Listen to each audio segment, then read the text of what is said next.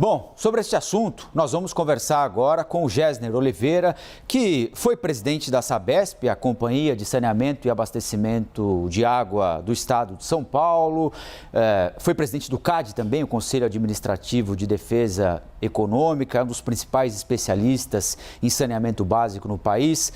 Gessner, seja bem-vindo à CNN, bom falar com você novamente, hein? Um grande prazer, Rafael. É um grande prazer falar com você, com a Priscila e com os espectadores de CNN. Gessner, a Priscila mostrou para a gente esse último gráfico agora.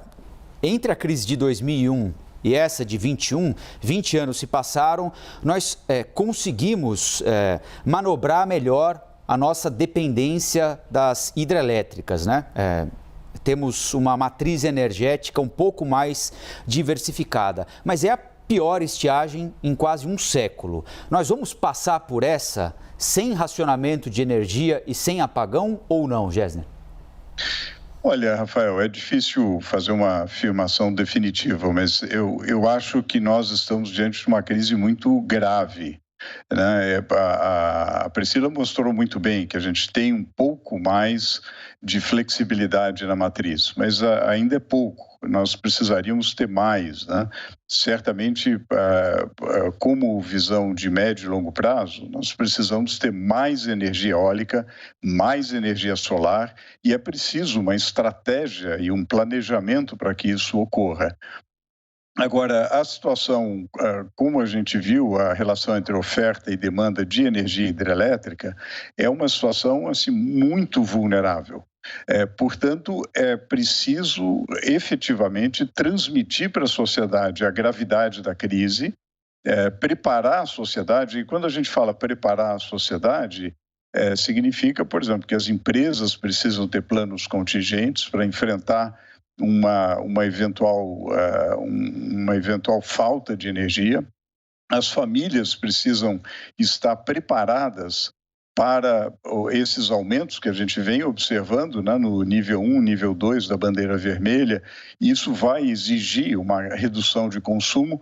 Aquelas famílias mais pobres precisariam ser amparadas com a tarifa social e com um incentivo para redução de consumo de energia. Nós deveríamos pensar, por exemplo, em substituição de equipamentos, talvez até subvenção para substituição de equipamentos mais eficientes para reduzir o consumo de energia, reduzir perdas de energia. Nós podemos pensar também em uma estratégia mesmo para estimular algumas famílias para utilizar a energia solar. Enfim, há uma série de medidas que precisam ser tomadas em conjunto com a sociedade, mas para que isso ocorra, assim como ocorreu em 2001, é preciso transmitir a gravidade da crise, e a sociedade, naquela ocasião, que foi uma crise fortíssima, reagiu muito bem. Houve uma redução de consumo, a sociedade teve aquela solidariedade e entendeu a situação. A gente precisa fazer o mesmo. Tomara, Rafael, que não haja necessidade de ter racionamento, mas nós não podemos ter medo de admitir a criticidade da crise. Gessner. Pois não, Priscila. Obrigada pela entrevista. Bom, você estuda esse assunto já há muitos anos, mais de décadas aí, foi presidente da Sabesp. Queria saber qual que é a tua percepção sobre a forma como o governo está conduzindo essa situação diante da gravidade que a gente está vivendo. Qual deveria ser o tipo de comunicação que o governo deveria estar fazendo agora e se a comunicação que está sendo feita é uma comunicação mais ou menos dura do que a gente viu nessas outras duas crises aí recentes? Olha, Priscila, eu tenho a impressão que governos, de um modo geral, não gostam de contar fatos ruins. Então, é uma situação difícil, de fato, né? E quando a gente olha a história das crises, há duas atitudes. Tem uma atitude do negacionismo, falar, não, isso vai passar, a gente vai passar por isso, não se preocupem. Em geral, é péssima essa atitude, porque o que gera é uma posição de conforto na sociedade, mas é um conforto temporário, porque daí vem um apagão, que é um horror, né, que gera um custo enorme, um custo social, etc. Uma outra atitude é encarar a crise, falar assim, olha, estamos diante, e é duro, né? Porque nós ainda estamos numa pandemia, passamos por uma crise muito séria em 2020 e agora tem uma crise hídrica. Agora, é preciso admitir isso, nós temos essa crise e é preciso enfrentar essa crise com medidas de curto, médio e longo prazo. No curtíssimo prazo, elevar o preço é inevitável, né? Porque se falta um determinado produto, se a demanda é maior que a oferta, não tem outra maneira. Racionamento é pior do que aumentar preço.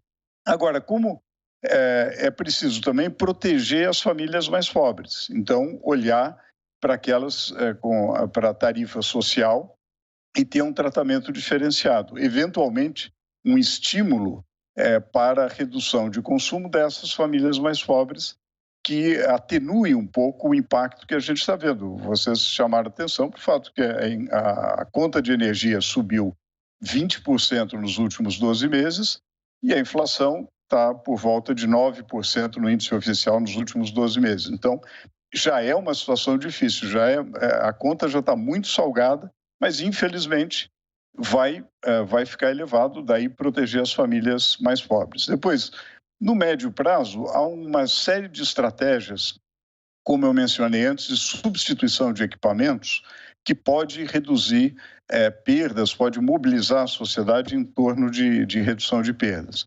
E no longo prazo, nós precisamos olhar para 2030 pensando numa matriz elétrica ainda mais flexível. Aquela pizza que você mostrou, Priscila, ela precisaria ser mais diversificada ainda. Mais energia solar, mais energia eólica, novas tecnologias com hidrogênio verde, energia solar flutuante. Nós poderíamos aproveitar, e já há projetos muito interessantes nessa direção, as lâminas d'água das represas podem ser aproveitadas para montagem das placas de energia solar, uma energia solar flutuante produzida próximo ao centro consumidor. São alternativas que estão na mesa, que existem e que nós precisamos derivar as lições das nossas crises e ter uma estratégia de longo prazo, admitindo que a crise é grave, mas não tendo medo dela. Nós temos soluções para essa crise. Gessner, a gente está mostrando aí de novo a pizza, né, preparada pela Priscila, né, mostrando que melhorou a variedade, mas nós continuamos muito dependentes das hidrelétricas. E num passado recente, houve um debate muito intenso, né, com bons argumentos para ambos os lados, sobre a forma como as hidrelétricas deveriam ser abastecidas, né? E nós, por uma questão ambiental, fizemos opção pelos chamados fios d'água e não pelos grandes reservatórios. Por uma questão ambiental, para evitar desmate, para evitar a remoção de populações das áreas onde viviam. Foi uma decisão acertada? Ela deveria ser revista? Olha, Rafael, eu acho que foi, em linhas gerais, uma decisão acertada, embora ela, no seu grau, no grau que ela foi feita, eu acho que nós acabamos desperdiçando grandes investimentos. Eu acho que nós poderíamos aproveitar mais daquele potencial de reserva de energia que nós dispomos, né? Então, a gente acabou construindo grandes usinas com, relativamente à capacidade produtiva, com baixo potencial de produção. Então, eu acho que houve um exagero nesse sentido. Agora, é difícil a gente falar, não é, Rafael, de uma ou outra medida. Eu acho que a gente tem que ter uma visão global. Aí a visão global que nós temos que ter, voltando à pizza da Priscila, nós precisamos menos dependência em relação à energia hidrelétrica, né? E, consequentemente, menos dependência em relação ao regime de chuvas, que a gente sabe que mais e mais, com a mudança climática, é cada vez mais imprevisível. As séries históricas têm demonstrado isso. Então, nós não podemos depender tanto do regime de chuvas.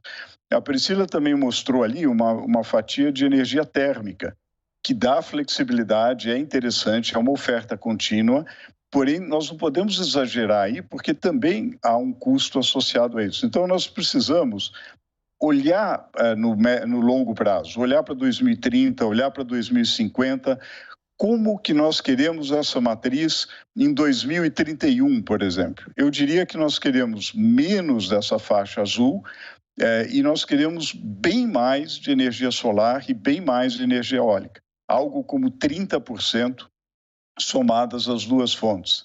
Isso nos daria muito mais flexibilidade de uma forma integrada. E todas as nossas estratégias deveriam ter essa visão de longo prazo como objetivo. Gessner Oliveira, ex-presidente da Sabesp, ex-presidente do CAD, nos ajudando a entender um pouco mais a grave crise hídrica que estamos atravessando. Gessner, mais uma vez, muito obrigado pela entrevista e na próxima, prometo que eu e a Priscila vamos preparar uma pizza mais saborosa para você aqui. Essa tá indigesta, vou cobrar. Eu acho que toda a sociedade está querendo isso. Muito obrigado, Rafael, Priscila, um grande abraço aí para a CNN.